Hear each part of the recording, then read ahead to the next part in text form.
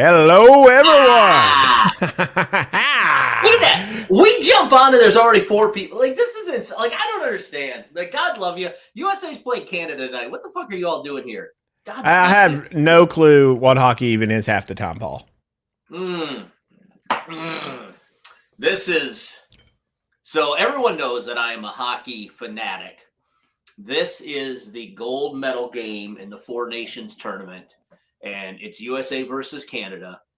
And it is for all the beans, for all the gargonzola, for whatever you want to say, however you want to phrase it. What is this championship?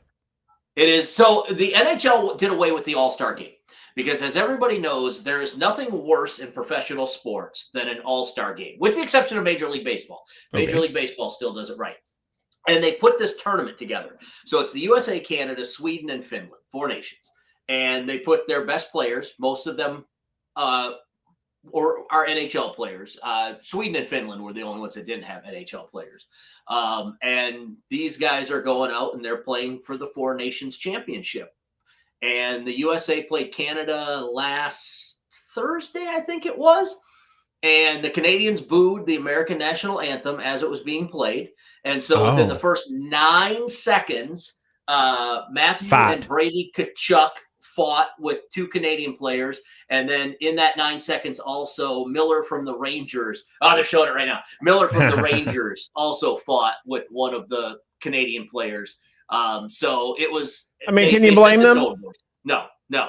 They set the tone, boys. That's what you got to do. Exactly, Chris. Our country has a lot of fucking problems, but you're never going to see me out here ever letting people boo us. Come on. No, you got to switch us. We're looking away from each other. This is weird. Okay, let me switch us. Yeah, switch us. There we go. Better. Now I feel like I'm actually looking at you instead of looking at myself, looking at myself.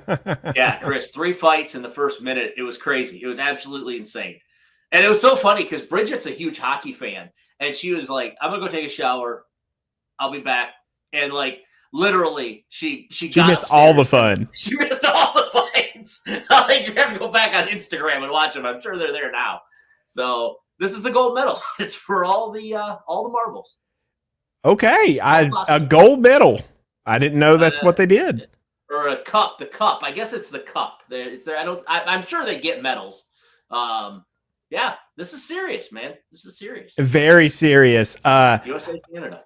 I've got to look up that fight later because that sounds like a very patriotic fight. It was, yeah. I feel invested in this now, and I know nothing about hockey. ESPN. I got it on the TV right here. I'm watching it. So if I get distracted tonight, you know what? I mean, it's fun. It's like soccer. You don't have to pay attention to it. Every once in a while, everyone cheers, and you're like, look at what happened. Yes, they'll show it on the replay. Yeah, exactly. So, that's when you pay attention. Soccer and hockey are great for bars. Yeah. Oh, for sure. It'll be very interesting to see if the U.S. comes out and starts throwing hands again right away. Yeah. I hope they do. Fucking Canadians. Yeah. Booing us. Booing our national anthem. Fuck them. Fuck Canada. Canada's a horrible place. Everyone's like, Canadians are so nice, they're so friendly, they're so sweet. No, fuck that. They're mean, they're entitled. Canadians are not good people. I can't wait. Canadians are mean and entitled. Mean and entitled. Yeah. Make them into the 51st state. Let's call it. Wow. Paul. I'm also a little bit miffed, Jeremy, that I noticed that when you start that intro for us, that the left level thing gets a little more time on the screen than the right level thing. So I think that's a political thing by you. I'm mad about that. I'd like to. You know what? You should be mad about that. That's exactly what I was doing. That was my full intention. I expect to be canceled over it. Unintentional imagery. While that went on today, I was just like, oh, that's left. There's no right. Oh, I got something to bitch about now. Oh, man. We're on to Paul's Geezer Rant, sponsored by Southern Roofing and Restoration. Listen, I'm a little bit, I'm confused. I'm befuddled. I don't know if I'm angry because at this point, like, I feel like it's just expected. But why is it whenever Virginia Tech, men's basketball or football, travels to either Pittsburgh, Pennsylvania, or Chestnut Hill in Massachusetts, that we just absolutely suck a monkey's asshole? Like, why is that? The Carrier Dome is where dreams go to die. And apparently Chestnut Hill is also where dreams go to die and basketball players go to miss shots. And miss shots consistently to a point where people on Twitter are like, why is this game even on? This is terrible. What are they doing? So I mean, you're going to have bad games, Paul. You know what we're working with right now. But why is it always in those two towns? Like, I get it. Duke, North Carolina. Like, I'm not talking about Duke, North Carolina. I'm not talking about going to Miami. I'm not talking about playing Florida State in football. I'm talking about you go to Boston College and Syracuse, where you should at least compete. And every fucking time you go there, you look like something that was shit out of an orangutan's ass after it took X-Lax. I just don't get it. The imagery, Paul. Excellent. I know. That's why I do that. No, I've got a theory that if we go north of DC, we just don't know what to do with ourselves. Yeah, it feels like it. I don't. Does the air get heavier? Does do the hotels that they stay at like drug the players or something? I need an answer. I need to have this explained to me. I have no clue, but we tend to do okay so long as we're not north of DC, usually. Yeah. But we go north too far and we just do not do well. I don't get it. And it can't be because it's colder there, because it's cold as a witch's tit here. It's cold as shit here. Yeah. No, I think it's just one of those things where we just fucking fell apart. We're going to hit cold streaks. That's going to happen. You know, at this point, we're held together by Mike Young's awesome coaching and Poteet stepping up in a lot of ways. Yeah. And that's it. Like, if something is off during a game, it's really going to show. And I think traveling north for whatever reason is that something that's off. And it's the football team and the men's basketball team. Like, that's the crazy thing. Like, if it was one team at one place and one team at the other, or just, you know, like if the Carrier don't make sense. It's depressing. Yeah, it is. It is. But like at some point though, you got to play through that, right? Like you can't keep stepping in that excuse and be like, oh, it's just there's no atmosphere in the Carrier Dome. Well, if there's no atmosphere, then you should just absolutely go and shit kick Syracuse. There is an atmosphere. It's called oppression. It feels like a fucking gulag. Like that's what the atmosphere is. It's palpable, Paul. Yeah, that's fair. Chris says lower elevation equals losing. I mean, yes, Chris. Yeah. Maybe it's too much oxygen. I don't know. Ball, it's heavier. The ball doesn't float through the air as well. I don't know. I can't. You know, quarterback can't throw the ball as far because they're... Listen, I'm not an air scientist. I don't know what they're called.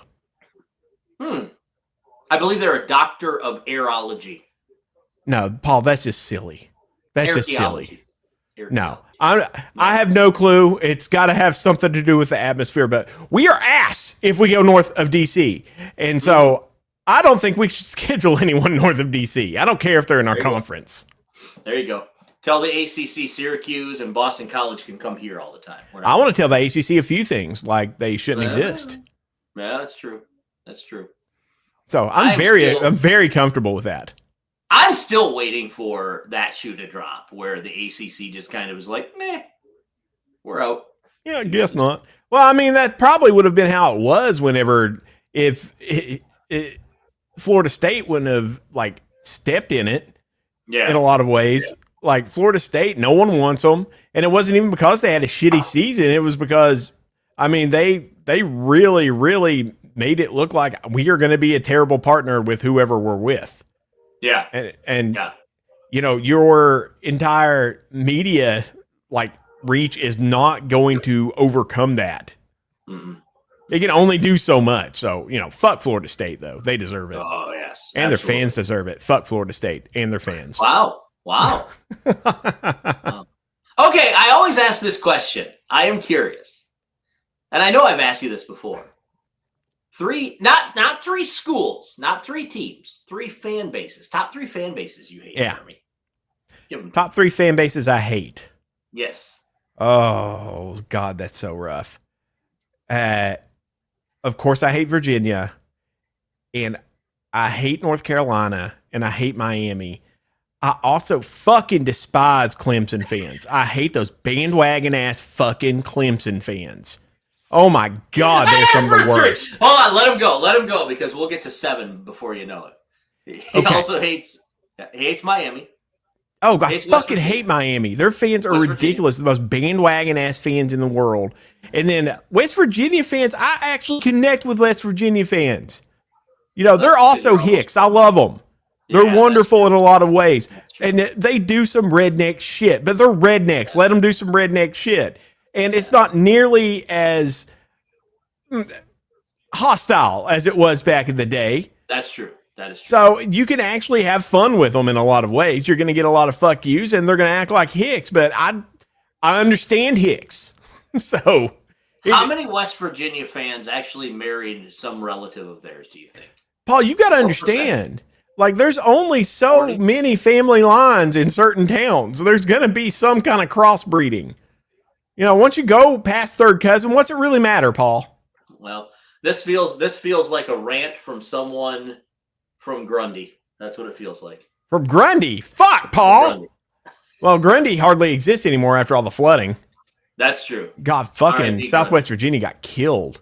Yeah, dude. Is the Walmart still okay? Have you called on an update on the 2-story Walmart with the 2-story? It's not even 2 stories. It is a building with 2 stories that happens to have a Walmart on top. Tina Merritt says it is. And Tina says it is. There's an escalator that takes you from the bottom floor to the top floor where the Walmart is. There is not. It's actually a very small Walmart. You what? With your shopping cart. It takes your shopping cart up there. Listen, it is pretty much a Walmart with a GameStop and a Mexican restaurant underneath. Is the Mexican restaurant any good? Yeah, it's good. I have never, like, that's the one thing. I have never found a bad Mexican restaurant. Like, I have never had Mexican food. No, I've never had Mexican food at a Mexican restaurant and been like, oh, that was terrible.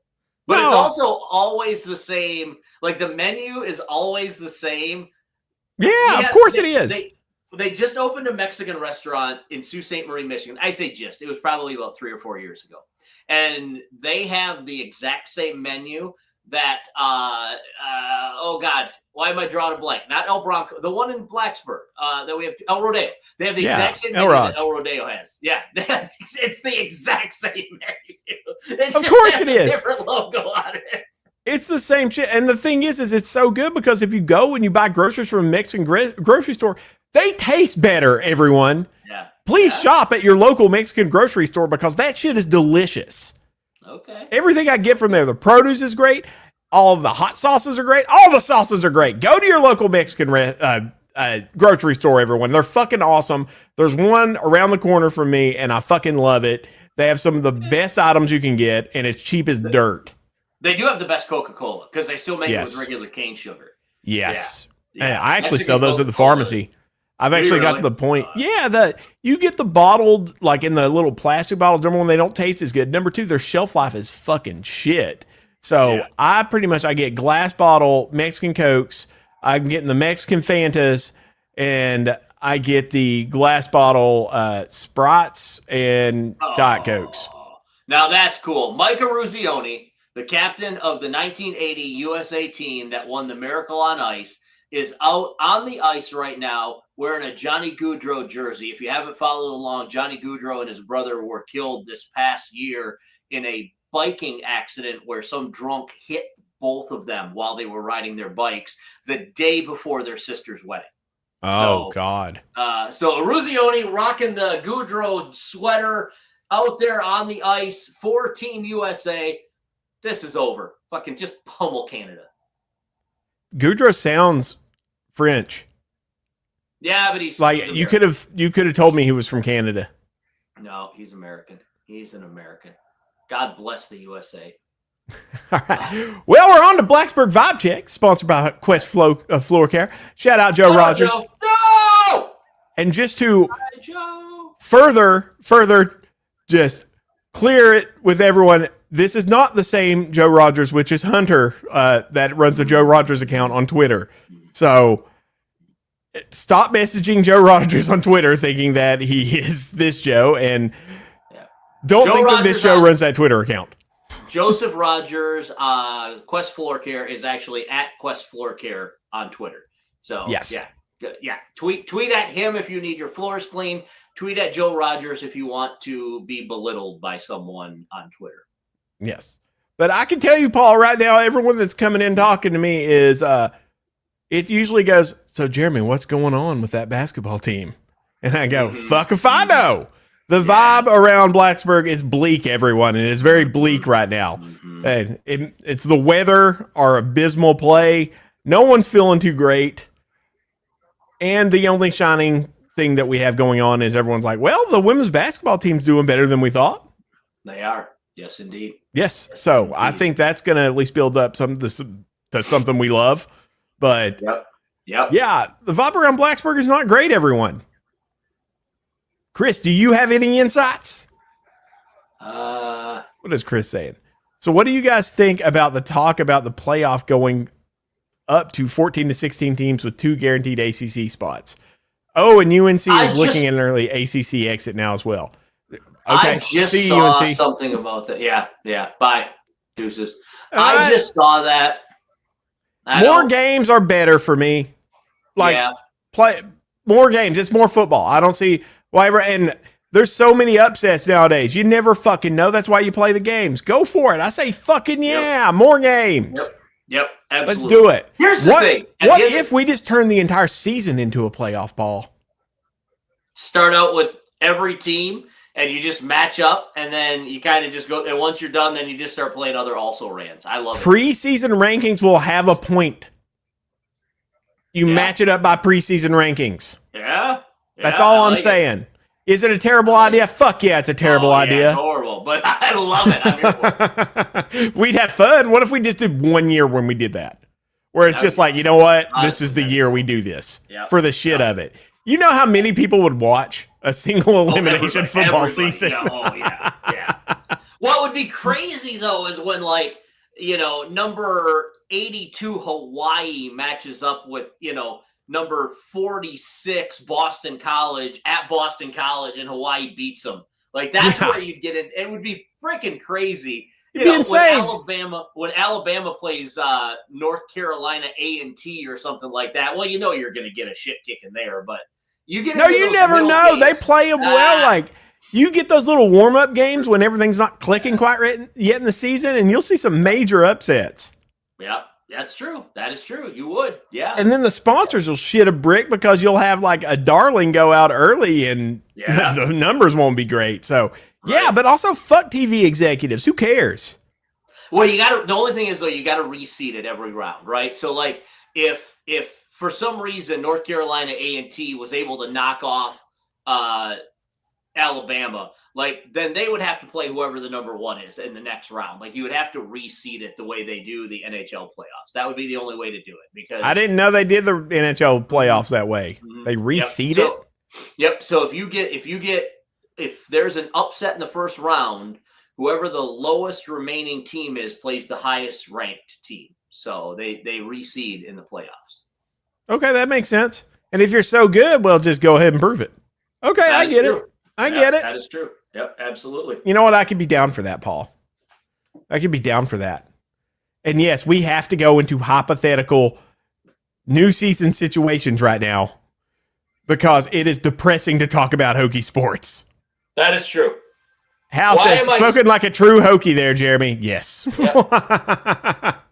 Why am I standing, you ask? Because they're singing the national anthem. Oh, goddamn, Paul. So that's, luckily for you, the microphone is in a good spot. Yes, it's in an excellent spot. I like to hear your junk sing. Yes. All right. Now we're on to Hokie High, sponsored by Bear Dance Hemp. Ooh. What do we feel good about this week, Paul? Getting stoned and watching. I'm going on a cruise I fly to Miami tomorrow, and then I get on a cruise ship on Saturday, so I feel good about that. Has nothing to do with the Hokies, but yeah, All right. Well, I'm pretty high about that. Yeah, the only thing I'm feeling great about really is my bill is going to conference committee. So fucking huzzah, I got that. Hopefully they don't, come out with language Jeremy I hate. Fucking counts, ladies and gentlemen. Yeah. Jeremy fucking counts. And then it's off to the governor, and then we got to put pressure on the governor not to listen to his chief of staff. So that's fun. I love that uphill battle. Oh boy! But yeah, it looks like looking pretty good, folks. Chris Jeremy did good. $20 on black for him. I'm not gonna go, Chris. Okay, so here's a fun fact. Forgive me, Jeremy. I derailed the show today. Oh, derail the show, Paul. We got nothing to talk about that's not depressing at this point. Between the time I was like 20 and 35, the only way I could see my grandparents when they came up to visit me in Michigan was to go to the casino. So there is a 0% chance that you will see me in the casino on the ship. I will go to the disco. I will go to the comedy show. I will sit on the back deck of the ship and drink beer with random people I don't know from New Zealand. But I will not go into the casino. Casinos are fun, Paul. Yeah, no. You got to walk in there with the mentality, I've got a few $100 and I'm okay losing it. I'm very anti-casino. And for those of you that do it, good for you. It's just not my thing. Like, I can't. It's not, I don't want to go to the casino. Stephen Marnie is in Europe right now just rolling around in agony over you saying that. That man's family loves to gamble more than anyone I've ever met besides maybe Nick Eder. Okay. Wait, Chris, they call them disco clubs now? Is that really what they call them? All right. They call them clubs nowadays, Paul. What? The gambling place? I don't know. The casino? Disco. I don't know. I'm assuming he's talking about on the ship. I don't know. I have no clue. Connor Hellebrook. Connor Hellebrook is 2-0-0-0 in this tournament. He has a 1 goals against, and he has like a 9.76 save percentage. To give you all an idea, because I know a lot of people don't talk hockey. If you have an 890 save percentage, 890, you are considered elite. He has 9.76 as his save percentage right now. 890 is elite, Jeremy. What is 9.76? Will Snop Silly, boys. Dirty fucking Dangles, boys. That's all I got. That's all I got. Shoresy right now? I love it. Yes. That's full on Letterkenny. Yeah, Letterkenny. Yeah. No, I love it. That's the only hockey I know. That's fine. We'll stop silly, boys. Listen, there are 76 of you watching this shit right now. God bless you. Thank you for watching this. I am encouraging you when we get off the air here in about 7 minutes to turn on ESPN. Put on your USA, whatever you have, even if it's red, white, and blue striped underwear. Put them on, and let's cheer for America to beat the Canadians. They're smug, they're entitled, they're ignorant. They talk to you like you are a second-class citizen, and especially if you get to the French-Canadian people, fuck them. You don't understand our French heritage. No, fucker, you're from Quebec. You're not French. French people are French. They're from France. You're fucking from Canada. Speak English like the rest of Canada. No. Yeah, the Canadians, they're like us mountain folk, Paul. They're just, up north. They're polar hicks. That's all they are. No. That's what I call my dear friends from Minnesota, my dear polar hicks. They're amazing. Montreal Canadiens fans are the absolute worst on the planet. Doug Erickson wants to know who's the number 1 team in college hockey. I'm assuming because he's asking, it's the Aggies of East Lansing Community College, but I don't know because I haven't looked lately. And I can't believe he still has that picture as his wallpaper or as his photo when I bought him a Michigan State hockey t-shirt, and he should be putting that up there. Fuck you, Doug. You're a cunt. Ryan Day, Coach of the Year. Mm-hmm. Ryan Day got extended for 10 more years. I'm so fucking excited about that. That dumb motherfucker. I love it. Ohio State fans, those people are stupid. Those motherfuckers are dumb. Are they happy about it? Oh, yeah. They won a national championship. Okay. Fucking they did. Michigan. It's weird. Michigan team. I feel like Ohio State fans just don't know what they're fucking talking about half the time because I feel like they're always just trying to fire him. Yeah. And then now they're super happy. Yeah. Yeah. I don't know. Is it really? Now I have to look. Hold on. I'm assuming it is Michigan State because he's asking me the question. All right, we're going to do our defining example, sponsored by Shine Time Mobile Detailing. What to us defines what a Hokie is this week, Paul? Bad shooting. Yeah. That's all we got, folks. There's nothing great happening right now. No. In fact, actually, let me do this. Where is it at? There was. Oh, I gotta look Boston it up. College is the #1 team in the nation. Doug Erickson, suck a dick. Yeah, there was something really bad that happened today. Let me see if I can find it. I can't remember the kid's name. But we're gonna move on to our rock hard player of the week, and we are gonna give it in memoriam. And I'm trying to look his name up. He is a disabled Hokie fan who recently passed away. It was posted on everything Blacksburg. I've seen him before. I can't remember his name off the top of my head. And for some reason, the post is like nowhere to be found. But he recently passed away this week.